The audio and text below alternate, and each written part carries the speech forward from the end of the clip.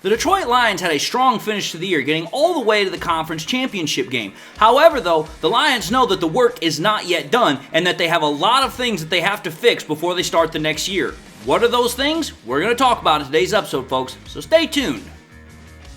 We used to be a team no one respected. We used to be a team no one feared. That was then. This is now. First victory of the year on the line. Goff's got it. Back, looks, throws, end zone. Yes! Caught! You know who we are. 10-5, end zone, touchdown Detroit Lions! And you know where to find us. We won't be far. We'll be on your front porch waiting for you. We are the New Era Lions. And we are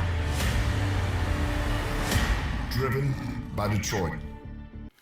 Hello everyone, and welcome back to yet another episode of MCM Motor City Mania. I'm your host David T. Pike, and as always, we're diving in right now. But before we dive on in, I just want to say thank you all once again to those that are coming back to the show. Thank you all for your loyalty. Thank you all for everything that you do. I'm so thankful that I have such devoted fans that constantly give more and more of their time to watch my content. It really means a lot to me. And to those that are coming into my show for the very, very first time, I just want to say thank you all for devoting some of your time too. I hope you all enjoy the content, but even more so, I hope that you guys become new subscribers if I've earned and deserved your subscription. And with that, to everybody, I hope you're having a great day. I hope you're having a blessed day. And with that, God bless, and let's dive into the show. So, here's the thing, folks. With the Lions coming off their not even arguably, their best season in the last 70 years almost, there's a lot of hope, there's a lot of optimism in the Motor City. Like, if you think about it, we haven't had this much hope, we haven't had this much optimism in Motown, in Detroit, in literally about 30 plus years, since the Barry Sanders era. But I'm going to say this. Despite that optimism, despite that hope, despite that resurgence in Detroit sports, especially Detroit Lions, it does not necessarily mean that the Lions do not have flaws. It does not mean that the Lions have problems. It does not mean that the Lions cannot just rest on their laurels and not do anything this offseason. Obviously, that's not going to happen no matter what, but it's like, listen, there are flaws, there are problems, there are weaknesses to this team that must be addressed. They must be improved or fixed immediately. Now, I'm going to say this. Most of this is going to rest on the shoulders of GM Brad Holmes. And I'm going to say this as much as I can say. Brad Holmes deserves a hell of a lot of credit for how he has done to, rework this roster from the absolutely just horrendous, just ridiculously bad mess that freaking Bob Quinn left him when he took over in 2021. Because if you think about how much of a turnaround Brad Holmes has put onto this roster, not only in terms of improving the overall quality of players that we have, but also in terms of depth in a lot of areas, Brad Holmes deserves a humongous amount of credit. It's part of the reason why I've said multiple times that, in my opinion, Brad Holmes is easily a top 10, top 5 NFL GM because the amount of work, the amount of, deals that he's had to put in, the amount of scouting, all these things that he's done for the Lions, you would be hard-pressed to find a better GM in the NFL than Brad Holmes. That's just the kind of GM Brad Holmes has been for the Lions. Now, despite Brad Holmes's prowess, so to speak, in being able to completely overturn this roster in a very, very quick period of time and making it into one of the best rosters in the NFL, there are still areas that Brad Holmes has to fix. He has to fill them, and let's just be fair and honest. Some of these are problems that we've had for quite a while, and they have become not just a problem or a weakness, they have become a glaring problem. They have become a glaring weakness, and they absolutely, this offseason, cannot be put on the back burner again. They have to be addressed, they have to be tended to. Now, what problems, what flaws, what weaknesses am I specifically referring to? Well, honestly, it's not going to be too hard for a lot of Lions fans to understand where I'm going with this, but here's what I'm talking about here. The very first, number one, without a shadow of a damn doubt in this life or the next, that Brad Holmes has got to fix, got to fill this area, he has got to get a cornerback. I know last year we got Cam Sutton, and you know what? Up until the last 4 some games of this year and then going into the playoffs, Cam Sutton didn't look this bad. Now, obviously, Brad Holmes, Dan Campbell, they think that Cam Sutton still has something to offer to this team. I still think he does too. I just think that he's not suitable as a number one cornerback. He needs somebody else that can play that role where Cam Sutton can be a number two cornerback with somebody that can actually play out on an island against some of these better cornerbacks, wide receivers in the league that Cam Sutton just does not seem to have the capability to match up well with. So that's why I'm saying this is by far and in large the most pressing need that Brad Holmes has got to get fixed this offseason. Because if you think about it, it was not just the course of the season where the Lions got consistently torched. And let's be fair and honest, whenever we played against the best wide receivers, we were consistently getting torched. And when you think about the quarterbacks we played, some of them were top quarterbacks, but there were times we were getting torched by quarterbacks that were not top quarterbacks, aka Nick Mullins. So it's like, listen, when you have wide receivers and quarterbacks that are literally shredding your defensive secondary and you don't have much in the cornerback room, yeah, this is a massive problem. It is a pressing need that has to be filled. And if you think about it, this need, it really came to a forefront over, like I said, the last couple of weeks of the season because it reared its ugly head how bad our cornerbacks and our freaking secondary room was over the last couple of weeks of the season. Because you have to think about this, folks. Again, I love to do stats. That's kind of funny for me because I hate math, but I love doing stats. When you think about it, go to Pro Football Reference. The Lions defense gave up 4,205 passing yards on the total regular season, not including the postseason, just the regular season. If you take that number and then you take a look at the total passing yards that the Detroit Lions gave up to opposing teams on offense, they gave up a total over weeks 16, 17, and 18, 1,055 yards. If you divide 1,055 with 4,205, that's 25% of the team's total freaking pass defense that they gave up. They gave up 25% of their entire defensive total in passing yards in 3 games. It's a 17-game season, folks. That's a problem. You're giving up a quarter of your season's total defensive output in that area and only about, 16, 17% of the games? Yeah, that's a bit of a problem. That is a glaring hole that must be addressed. It has to be fixed. But again, it only gets worse the further you look into it. Because again, adding further insult to injury here. If you think about this, the Lions defense on the total of the regular season gave up 28 passing touchdowns. And in the final 3 weeks, we gave up 6 touchdowns. All of them were passing touchdowns. Every single touchdown that was given up in the last 3 weeks of the season were touchdowns through the air, and there were 6 of them. So again, if you take a look at that, 6 divided by 28, that's 21% of the total season touchdown total through the air that the defense gave up. And again, only over the course of 3 weeks. So not only were we giving up a crap ton of yards through the air, we were getting scored on through the air quite quickly and quite often. That's a problem. It's especially when you think about it, when you take a look at how prolifically used the passing game is in this league, because it is a passing league. So some people are going to be like, well, David, maybe these numbers are a little overinflated because, well, it is a passing league.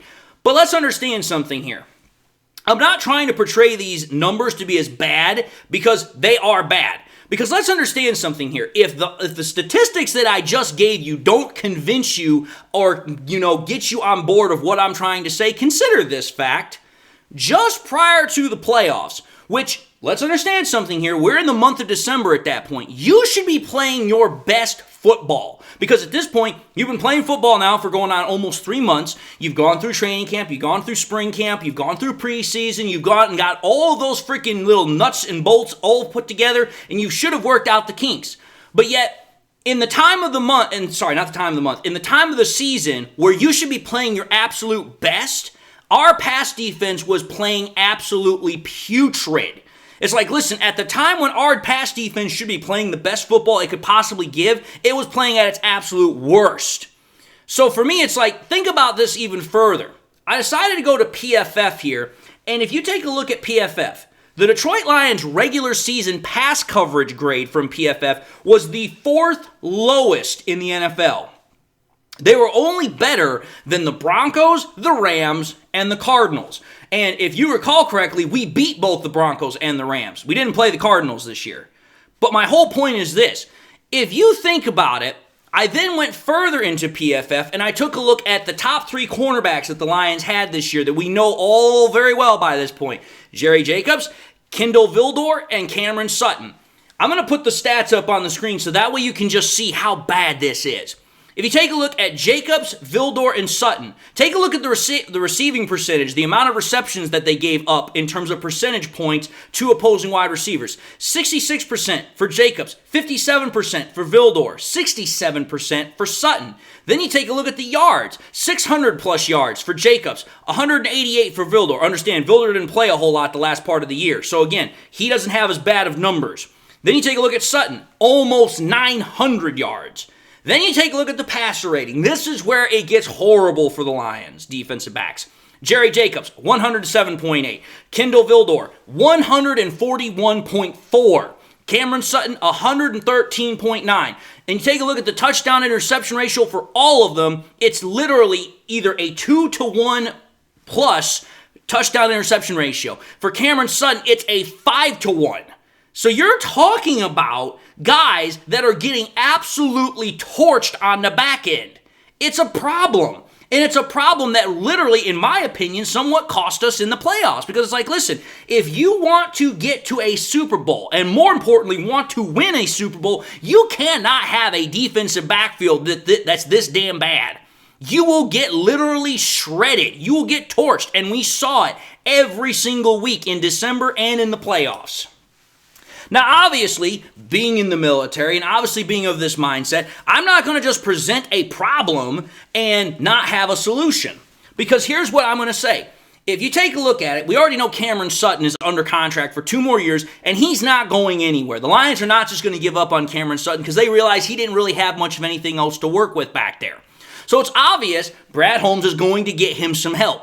Now, here's what we need to know. What is the best options that are available that the Lions could pursue this offseason? Well, I believe in taking a look at both veteran options and rookie options. So what's the best veteran options that are out there? Here are the 2 best veteran options. The number 1 option, in my opinion, that the Lions should go out and try and pursue is Jalen Johnson, the former, well, currently, but about to be former Chicago Bears cornerback.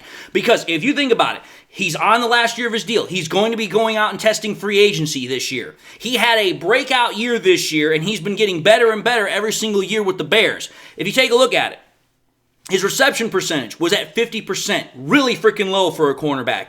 The yards he gave up was only 195. His passer rating that he gave up this year was a 33.3. That is ridiculously good. It means that quarterbacks, either one, were not trying to test him, or when they did, he played very, very well. Because again, the amount of interceptions Johnson had this year was 4. And again, the one thing I love about Jalen Johnson is he's big enough to play out on the outside. He's 6 foot, almost 200 pounds. So again, you're talking about a guy who's very young because, again, I think he's like, maybe 25, 26 years old, so he's still got plenty of tread on the tires. He's got plenty of size. He's proven that he can play against some of the better wide receivers because, again, we know the Bears played some pretty good teams this year.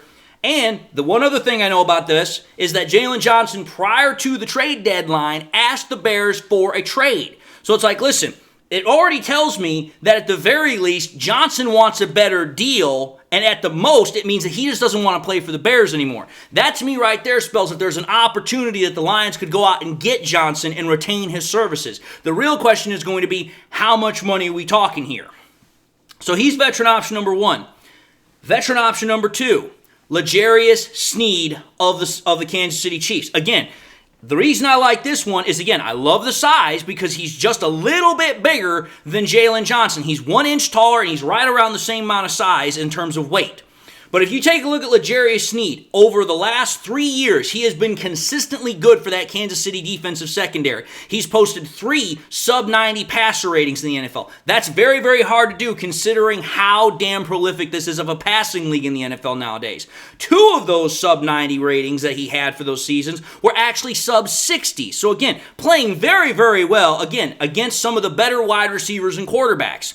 If you take a look at the current season that he's playing, and by the way, the Chiefs are going to the Super Bowl, he has quarterbacks held to a 55.9 passer rating, no touchdowns to 2 interceptions, and is only allowing a 51.9% reception rate. Again, L'Jarius Sneed, just like Jalen Johnson, in my opinion, would be two very, very good veteran options that Brad Holmes and the Lions could pursue for cornerbacks this offseason.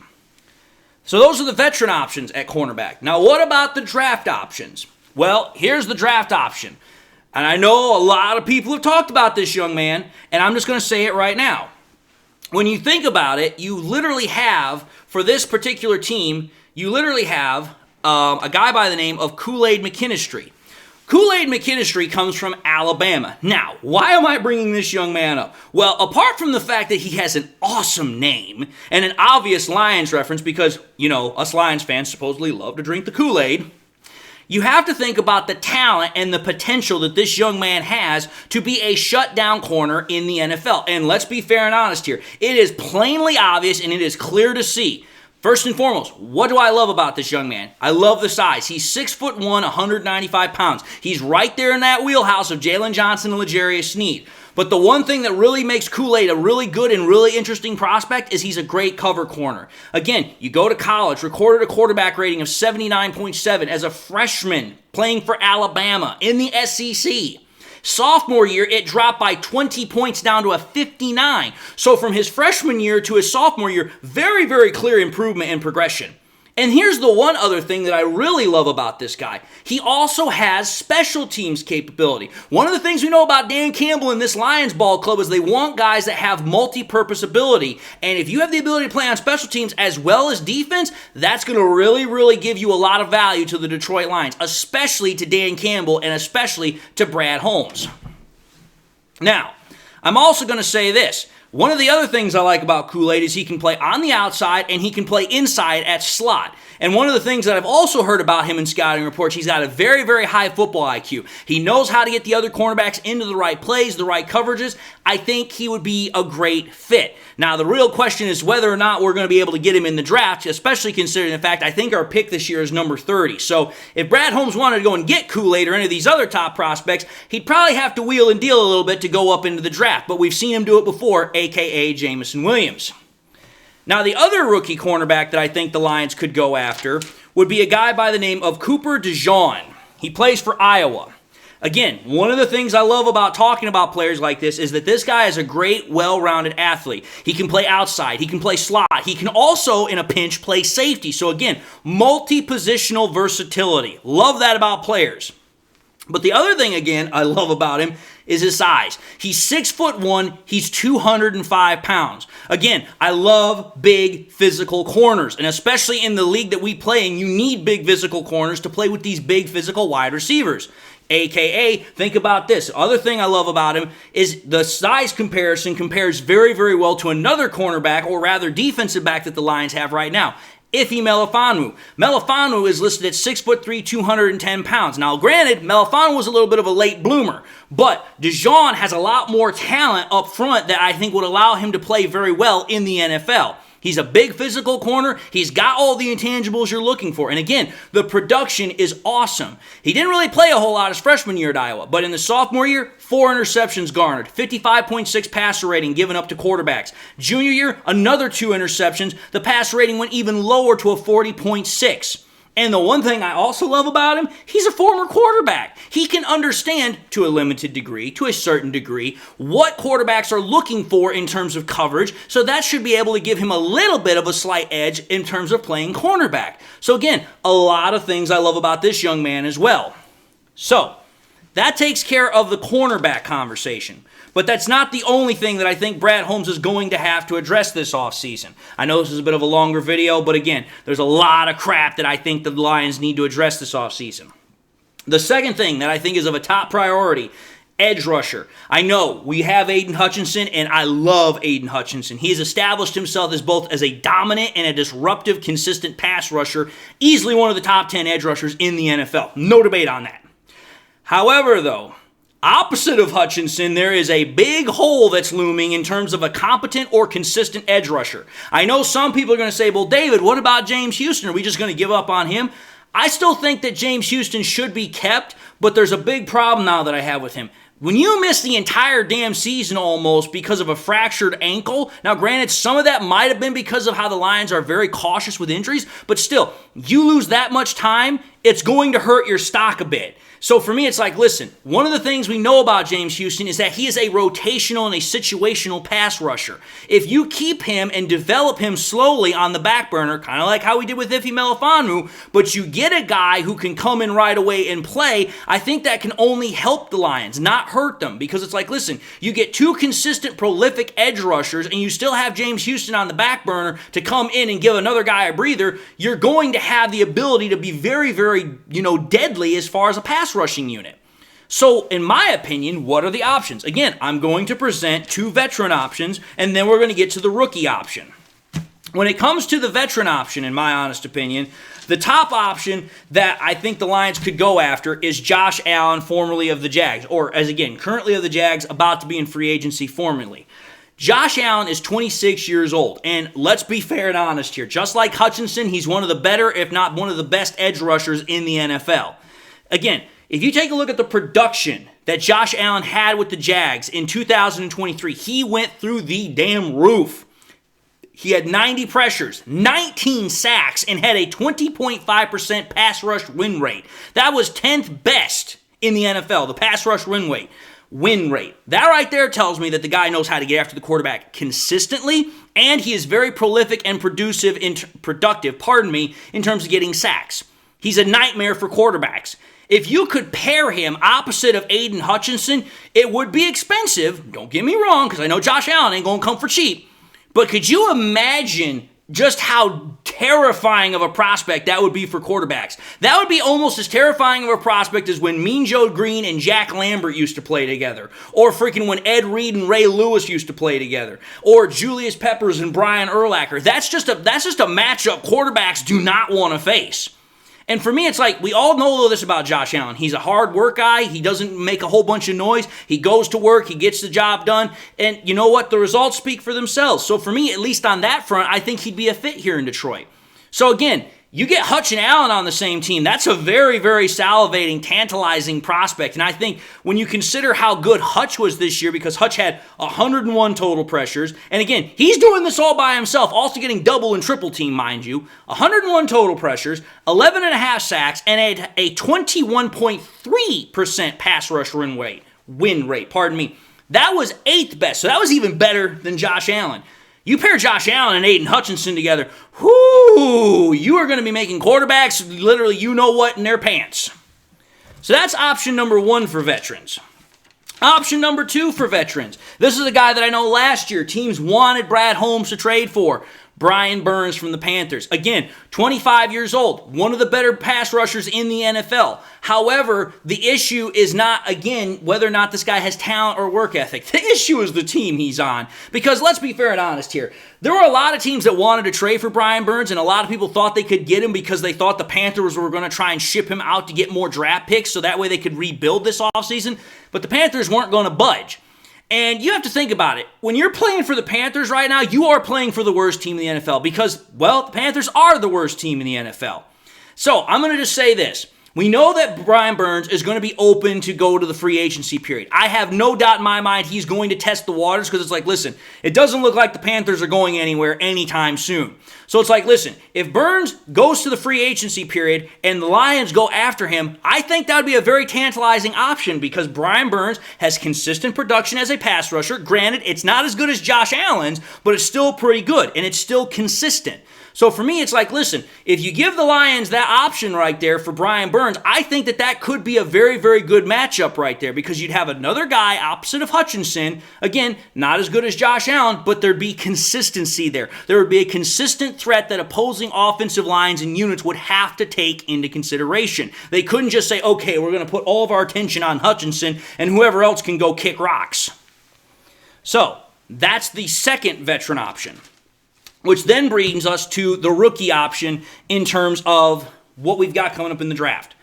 This is the only guy that I think in the draft that I would seriously want to go after. Now, honestly, I haven't done all the research that I normally do, but this guy stands out literally like a sore thumb in terms of how damn good and prolific he is.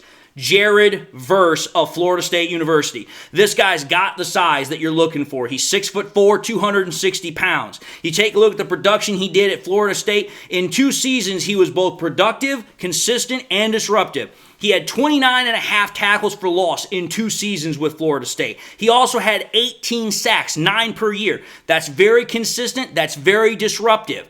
Then you have to take a look at what he does as far as his physical capabilities. This guy is a literal gym rat, kind of a physical freak in terms of his dominating abilities. He can power clean 360 pounds. He squats almost 560 pounds. He benches 455. The guy is a physical monster. And if you think about it, take a look at his tape sometime. He has great bend and flexibility around the edge and around the corner, just like James Houston. But he also has a motor that's always running hot. It never, ever slows down, much like Hutchinson. So you're getting the best of both worlds there. And then the one thing we know about Jared Verse, if you ever watched him, he is explosive off the edge. His very first step is ridiculously explosive and fast. So again, you have options, Brad Holmes.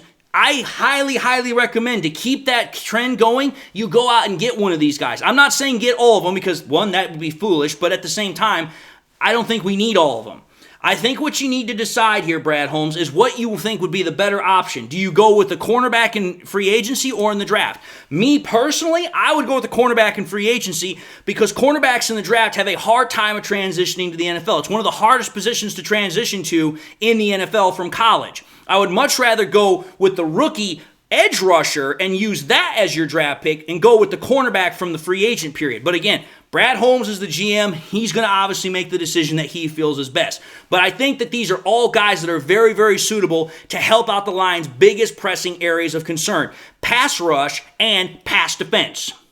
But having said that, I think I've presented the evidence, so I'm going to end the episode here, and I just want to say thank you all for watching another episode of MCM Motor City Mania. If you like what you saw, by all means, I highly encourage y'all to watch the next episode. I also encourage y'all please to do one of these 3 things: like, comment, and subscribe.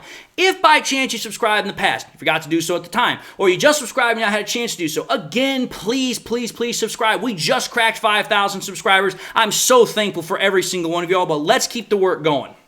And to help in that endeavor, please make sure you also turn on that bell notification icon so that way you never miss any more content that I push out. Again, the subscription numbers are always going up and I love it, but let's keep pushing it forward by putting on that subscription, by putting on that icon.